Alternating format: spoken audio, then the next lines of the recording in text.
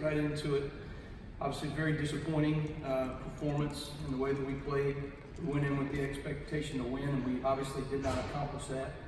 But when you get in a situation like that against a very good team, credit Ohio State for the way that they played, but we didn't play to the standard that we're capable of defensively. And part of having grit is when adversity comes and you play against a good football team, you have to decide that enough is enough. And when you walk out there on that field, you say that enough is enough, and I'm going to do my job, right, and focus on my play so that I can go execute at a very high level. And that's not what we did enough in that game. Credit Ohio State. I'm not taking anything away from them because they're a very good football team. But if I'm a linebacker, enough is enough. I'm going to lock in. I'm going to do my job for that one play, and then I'm going to go play as hard as I can the very next play. If I'm a defensive tackle, enough is enough. I'm going to go lock in and do my job. If I'm a corner, I'm going to lock in and play my responsibility. Across the board, same deal to me as a coach, right? There were calls that I should have made and got in a lot faster than what I did. Think that each one of us, I told the players this morning, this is a program-defining opportunity. We had one to play Ohio State and beat them, all right, and we didn't get that done. But how we respond to this adversity, when we know that we're capable of so much more, as an entire program, enough is enough. Okay, not saying that we're going to win every single game, not saying that we're going to do anything outside of what we're capable of doing. But when we decide to go do what we're capable of doing, we can accomplish a whole lot of things here. And that starts from everybody, from coach to myself, all right, to our players, to our fan base. It's an opportunity, all right? We've got to show up, all right? We've got to show up in pregame. We've got to bring energy in pregame to our team. All right, and that's not a challenge to anybody, right? But it's an opportunity for our entire program. It's an opportunity for our entire program, university, community, all right, Indiana alumni. Enough is enough. Let's go in there and let's go execute. Let's go do our job. We got to do our job on the field, all right? But we got to give you guys something to play for, okay? And something to be proud of in the way that we go and compete every single day. The other day, young man by the name of Leo came out. He's got some challenges physically and things that he's going through, but he was so excited to go out and play for the Indiana Hoosiers, to go see them play and to come out to practice and throw the ball around and do all those things. That's what we have to play for. It can't just be ourselves. It can't just be for yourself individually. It's got to be not just for the team, but at some point, every great program has eventually said, enough is enough. All right, we're going to get it changed, and we're going to be the reason why. And I think every person that's involved with Indiana football has to decide, all right, and has to make that decision that we're going to say enough is enough, and let's go compete. Yeah.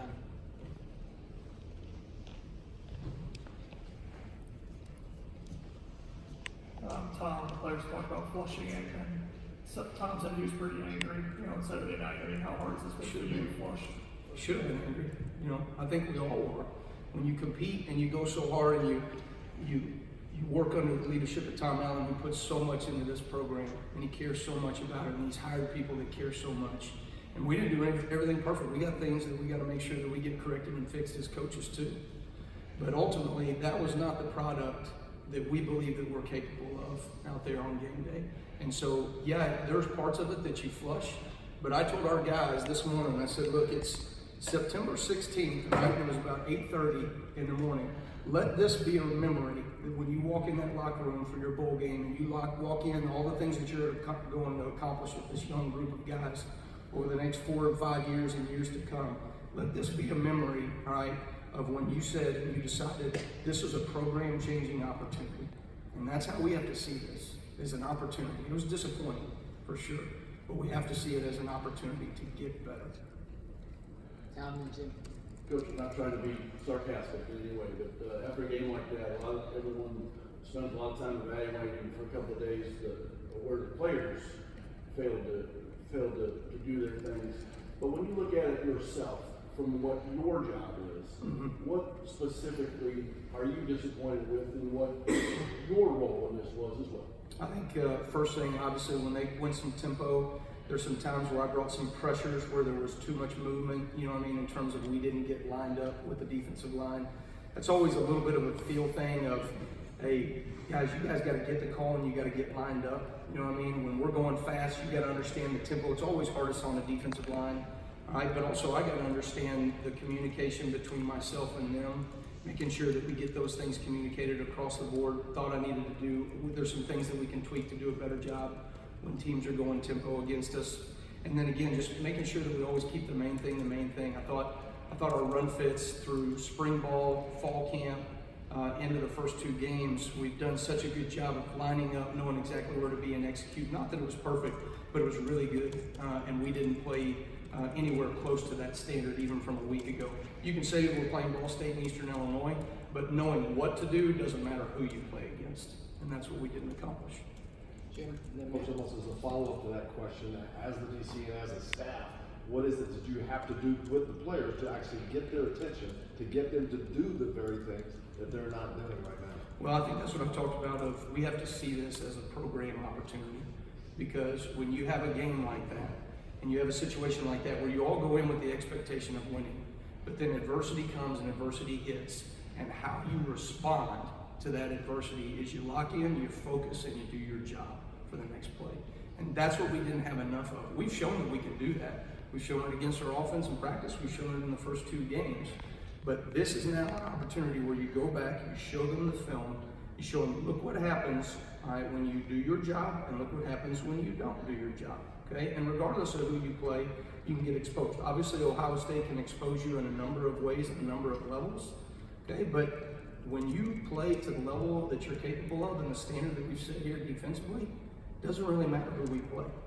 But if you don't, it also doesn't matter who we play.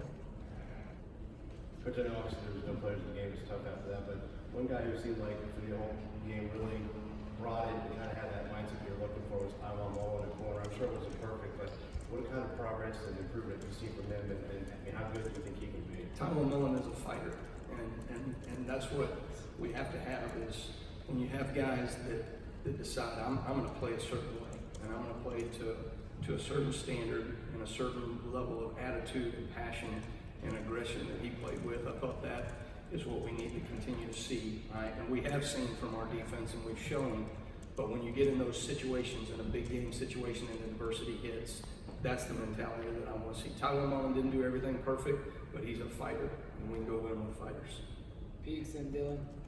How much of the problem Saturday was not being in the right place versus not making the play or making the tackle when you were in the right place? Yeah, most of it was, there were very few missed tackles inside the box. There were a lot that were out in space, obviously against a good team.